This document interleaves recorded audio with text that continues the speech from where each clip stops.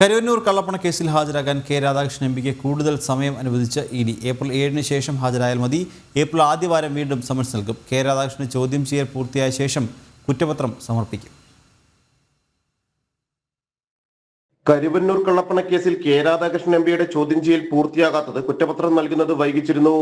നേരത്തെ 2 തവണ ലഭിച്ച സമൻസുകളിലും ഹാജരാകാതിരുന്ന കെ രാധാകൃഷ്ണൻ പാർലമെന്റ് സമ്മേളനം നടക്കുന്നതും അതിനുശേഷം പാർട്ടി കോൺഗ്രസിൽ പങ്കെടുക്കേണ്ടതും ചൂണ്ടിക്കാട്ടിയായിരുന്നു ഹാജരാകാതിരുന്നത്.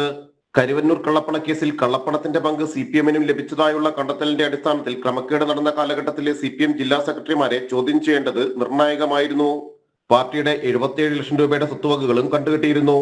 മുൻ മന്ത്രി കൂടിയായ മുൻ ജില്ലാ സെക്രട്ടറി AC മൊയ്തീൻ, ജില്ലാ സെക്രട്ടറിയായിരിക്കെ MM വർഗീസ് എന്നിവരെ ED ചോദ്യം ചെയ്യുകയും ചെയ്തിരുന്നു. മുൻ മന്ത്രി മുൻ സ്പീക്കറുമായിരുന്ന കെ രാധാകൃഷ്ണൻ 2016-ലും 2017 മുതലും CPM ജില്ലാ സെക്രട്ടറി ആയിരുന്നു.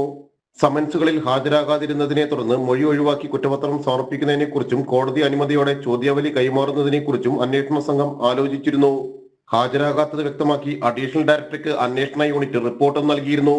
റിപ്പോർട്ടിന്റെ അടിസ്ഥാനത്തിലാണ് ഹാജരാകാൻ കൂടുതൽ സമയം അനുവദിക്കാനും ഇതിനുശേഷം കുറ്റപത്രം സമർപ്പിക്കാനും തീരുമാനിച്ചത്. ജനം, കൊച്ചി.